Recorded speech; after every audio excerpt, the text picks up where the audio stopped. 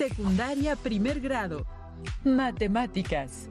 Plantear problemas de números con signo en diversas situaciones.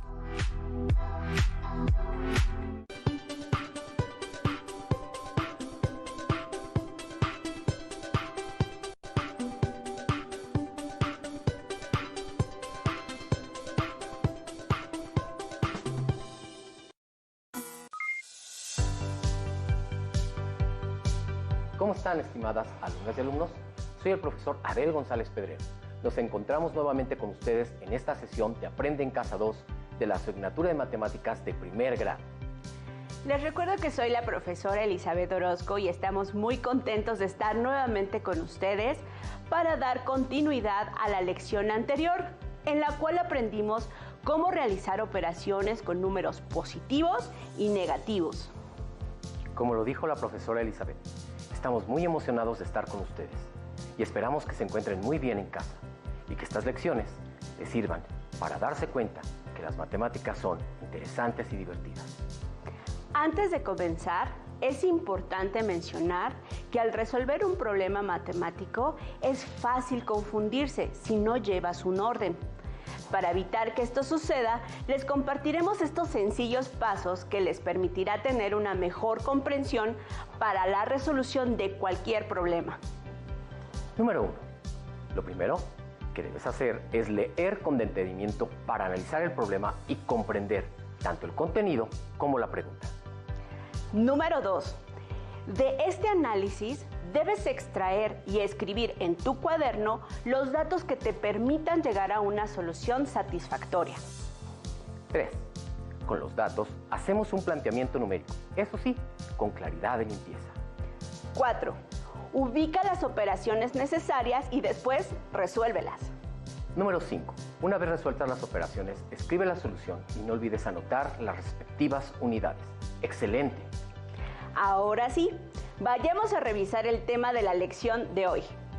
En esta lección, reflexionaremos acerca del uso de los números con signo, aplicados en la resolución de situaciones problemáticas en diversos contextos cotidianos. Bien, preparemos nuestros materiales. Vamos a utilizar para esta clase nuestro cuaderno de matemáticas u hojas para escribir, lápiz y goma, colores, regla y, por supuesto, su libro de texto de matemáticas. Anoten dudas, inquietudes o dificultades que surjan al resolver los problemas planteados en esta lección. Verán que muchas dudas podrán irse resolviendo al reflexionar sobre los problemas que iremos mostrando durante la clase y posteriormente podrán utilizar tu libro de texto como apoyo para consultar las dudas que hayan quedado. Abel, a propósito del tema que estudiaremos hoy, fíjate que durante esta contingencia sanitaria, uno de mis alumnos me envió un video con un problema que no sabe cómo resolver y me parece que para esta revisión queda perfecto. ¿Qué les parece si vemos el video y resolvemos el problema en equipo? ¿Sabías, Emma, que el cormorán imperial es un ave que vive en la Patagonia, tanto del lado chileno como del argentino? Son pájaros monógamos, es decir, que tienen una sola pareja durante toda su vida. Viven en colonias y se alimentan de peces y moluscos. Pero lo más interesante de estas aves es que para pescar se pueden sumergir hasta 50 metros bajo el mar. ¡Qué interesante, Mateo! Resolvamos el siguiente problema sobre esa ave. Un cormorán vuela a 8 metros sobre el nivel del mar y para pescar se sumergió 13 metros. ¿Qué distancia hay entre la altura de su vuelo y su inmersión? Bien, para resolver este planteamiento usaremos la recta numérica, ubicando los datos que tenemos de la siguiente manera. Como saben, para encontrar la distancia entre dos puntos en la recta numérica, debemos obtener la diferencia que hay entre estos. Para ello, debemos plantear la siguiente operación. El 8 positivo corresponde a la altura sobre el nivel del mar a la que vuela el ave y el 13 negativo indica la profundidad a la que llegó el ave. Al obtener la diferencia entre estos dos números, estamos realizando una resta de números con signo. Por lo tanto, debemos cambiar el sustraendo por su simétrico. Entonces, Al cambiar el 13 negativo por su simétrico, la sustracción de nuestro problema original cambia a una adición. En este caso, el simétrico de 13 negativo es 13 positivo y la operación queda como 8 positivo más 13 positivo y da como resultado 21. Por lo tanto, la distancia que hay entre la altura del vuelo del ave y la profundidad de su inmersión para pescar es de 21 metros. Esto se puede comprobar sobre la recta numérica de la siguiente manera. Como podemos observar, tomamos en cuenta la distancia tanto de vuelo como de inmersión, representadas con una unidad de referencia que es el nivel del mar. Espero que tu alumno haya visto cómo dimos solución al video que te envió. ¿Por qué no vemos un problema nuevo? Abel, las operaciones con números positivos y negativos me hacen pensar en una situación que seguramente conocemos, en donde un grupo de estudiantes decide crear una caja de ahorro muy peculiar, en la cual pueden pedir dinero prestado a la persona que lleva el control del presupuesto, pero con el compromiso de pagar su deuda. Claro, pongámosle nombre a esta persona, Lucía. Para evitar confusiones, Lucía, la alumna que administra, tiene que llevar algún método de registro para tener el control de quienes deben y quienes han pagado. Por supuesto, el tener registrada y ordenada dicha información ayuda a que no haya pérdidas y con ello puedan aprender a administrar su propio dinero. En esta imagen podemos ver el registro que lleva Lucía de los alumnos que deben a la caja y lo que han pagado. Control de registro de Lucía. Tenemos una tabla que en la primera fila tenemos lunes, martes, miércoles, jueves, viernes, con un saldo a favor y un saldo en contra. Tenemos también en la primera columna el nombre de Teresa de primero A, Ricardo de tercero C y Josefina de segundo B. El lunes, Teresa debe 8 pesos con 50 centavos. Ricardo de tercero debe 20 pesos con 50 centavos. Josefina de segundo B debe 12 pesos.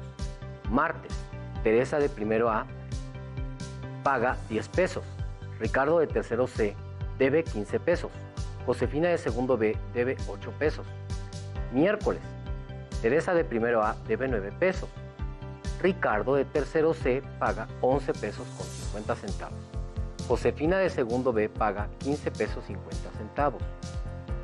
Jueves, Teresa de primero A paga 15 pesos con 50 centavos. Ricardo de tercero C paga 2 pesos con 50 centavos. Josefina de segundo B paga 2 pesos con 50 centavos. Viernes, Teresa de primero A debe 5 pesos con 50 centavos. Ricardo de tercero C debe 8 pesos. Josefina de segundo B paga 3 pesos. Vamos a calcular si Ricardo de tercero C tiene un saldo a favor o en contra. Para ello, planteamos la siguiente operación. 20.50 negativo más 15 negativo más 11.50 positivo más 2.50 positivo más 8 negativo. En la operación que se está planteando es importante observar que el dinero que Ricardo debe está representado con números negativos, mientras que los números positivos corresponden a lo que paga. Como observamos, en esta operación tenemos números positivos y negativos. Una estrategia que podemos utilizar es sumar por separado los números negativos y positivos. Primero, sumemos los números negativos. 20.50 negativos más 15 negativos más 8 negativos es igual a 43.50 negativos. Ahora sumemos los números positivos. 11.50 positivos más 2.50 positivos es igual a 14 positivos. Por último, podemos sumar estos dos resultados parciales para saber si Ricardo tiene un saldo a favor o le debe dinero a Lucía. 43.50 negativo más 14 positivo es igual a 29.50 negativo. El resultado final es 29.50 negativo. Y si recordamos que estamos hablando de dinero y las unidades son los pesos, entonces Ricardo debe 29 pesos con 50 centavos. Si no llegaron al mismo resultado, puede ser que no hayan colocado correctamente el signo a los números negativos o algún error en operación. Recuerden que cuando sumamos números con el mismo signo, se suman los valores absolutos de los números y el resultado conserva el signo de ambos. Y cuando sumamos números con diferente signo, el valor absoluto del mayor se le resta al valor absoluto del menor y el resultado tendrá el signo del número con mayor valor absoluto. Con este recordatorio que acaba de hacernos la maestra Eli, podemos calcular si la alumna Teresa tiene un saldo en contra o a favor. Hagamos el planteamiento del problema. 8.50 negativo, más 10, más 9 negativo, más 15.50 positivo, más 5.50 negativo. Y sigamos el procedimiento del planteamiento anterior. Así que primero sumamos los números negativos.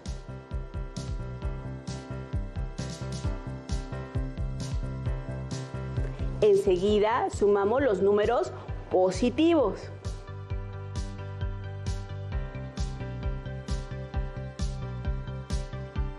Y como en el ejemplo anterior, por último sumamos los resultados parciales.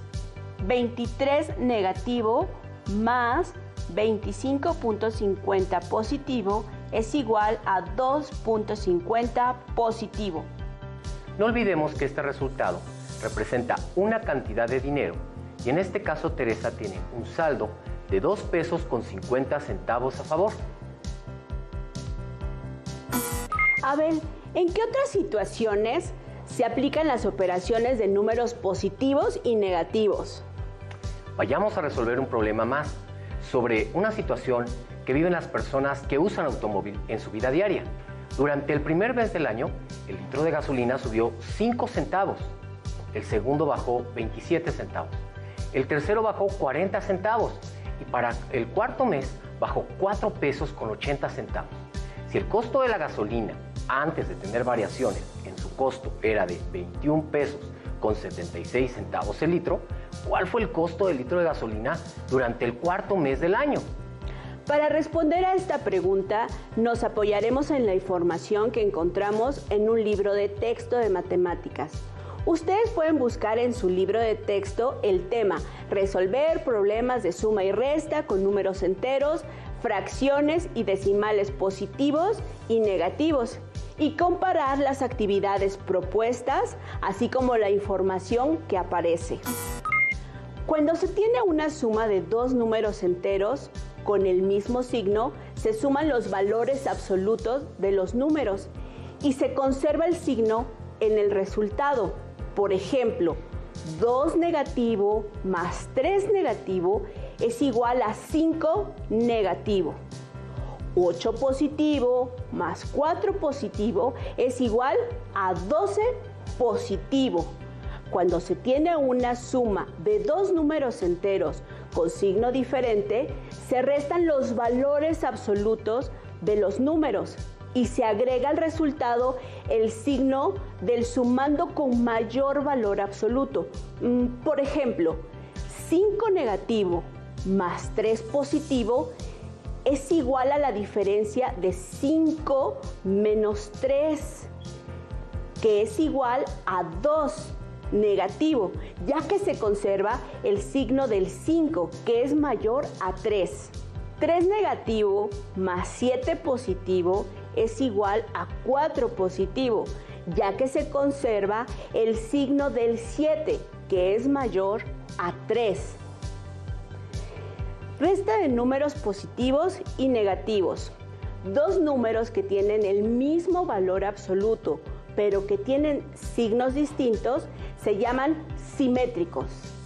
Si A y B son números con signo, la resta de B negativa equivale a la suma A positiva más B negativa, donde B negativa es el simétrico de B positiva.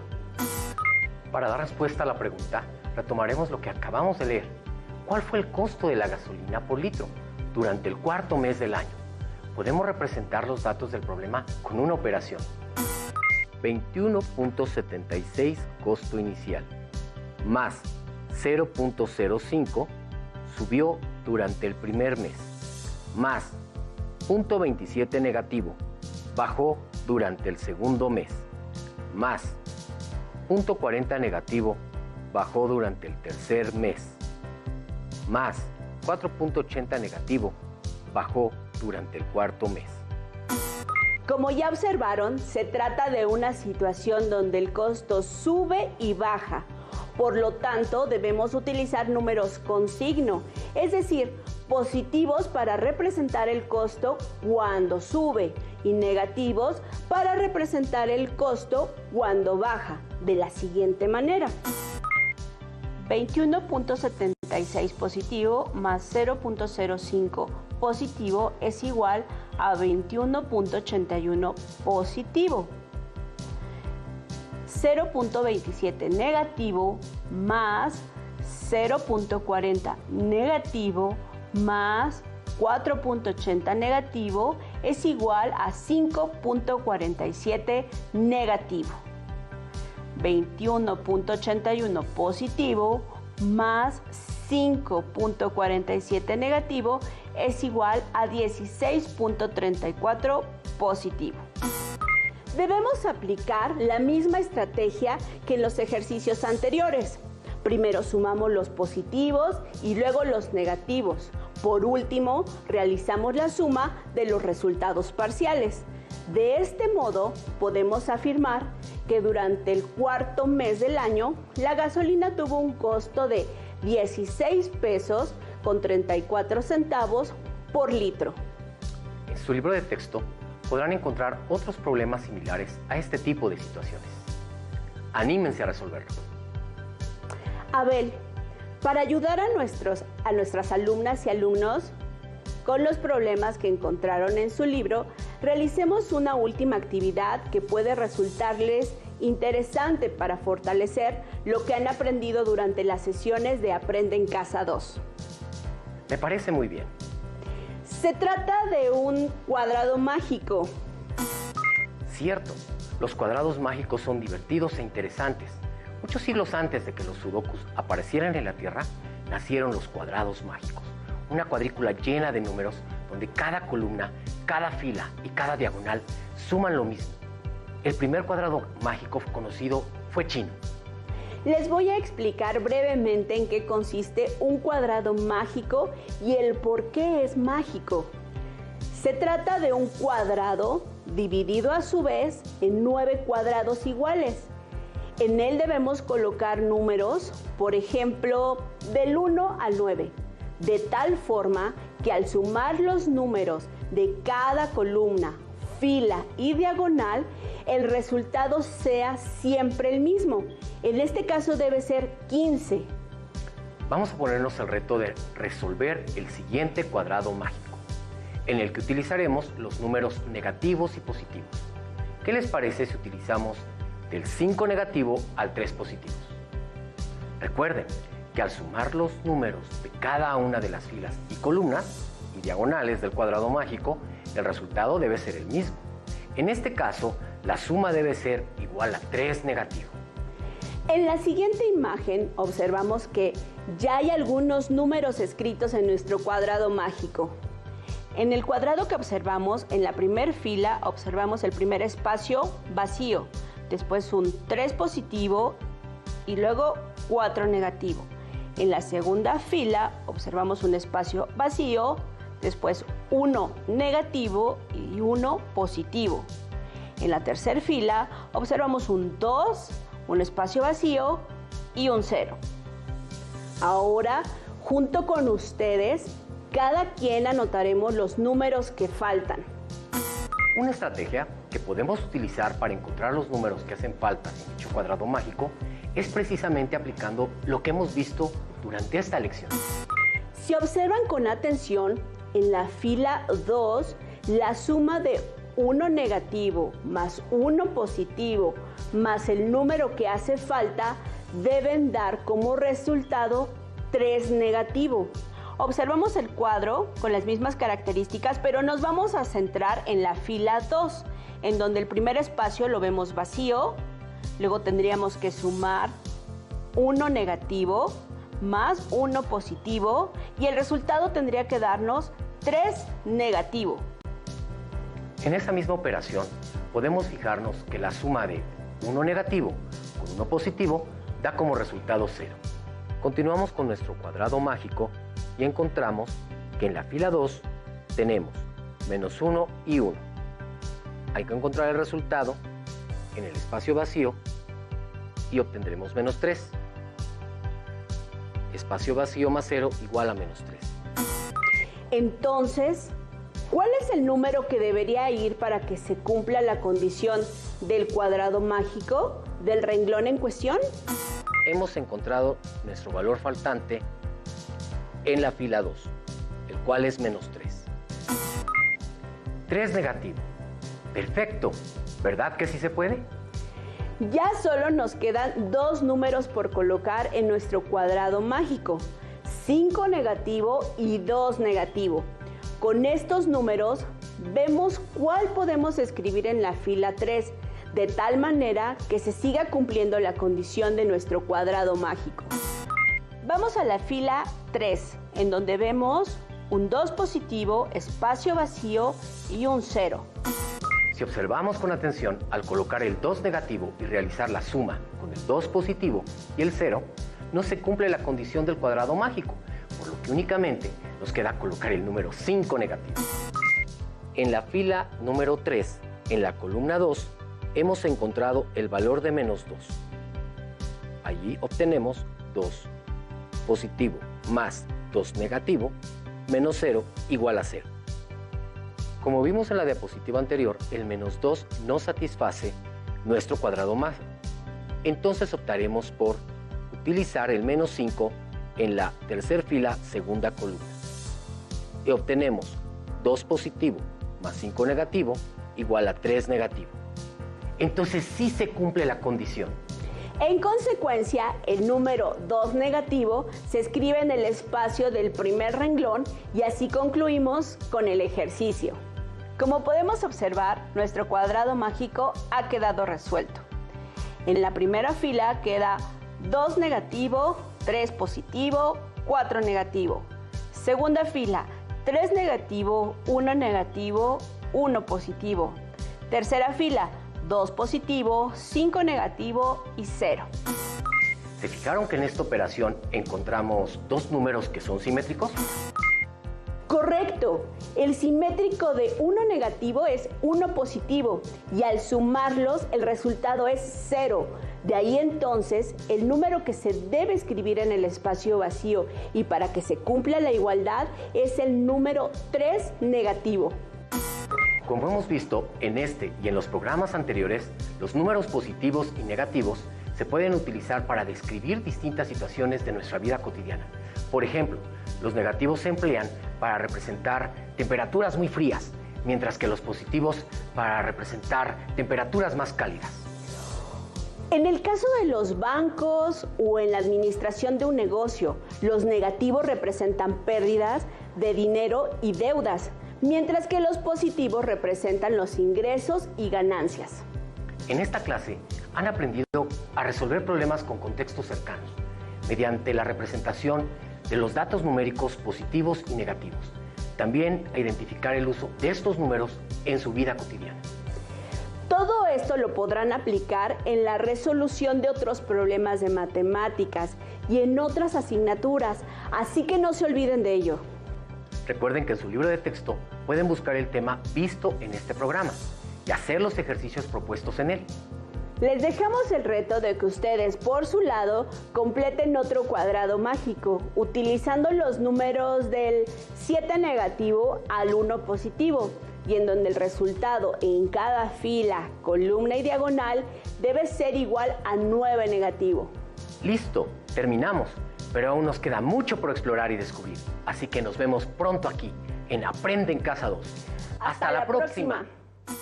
Si tienes dudas o necesitas ayuda, llama al Centro de Apoyo Pedagógico a Distancia.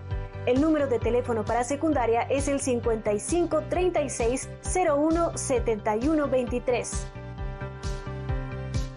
Si requieres consultar los libros de texto en versión digital, recuerda que los puedes encontrar en la página conalitec.cep.gov.mx. Y recuerda que también cuentas con el sitio aprendeencasa.cep.gov.mx, en donde podrás ver nuevamente los videos de los programas y además encontrarás actividades para fortalecer tus aprendizajes.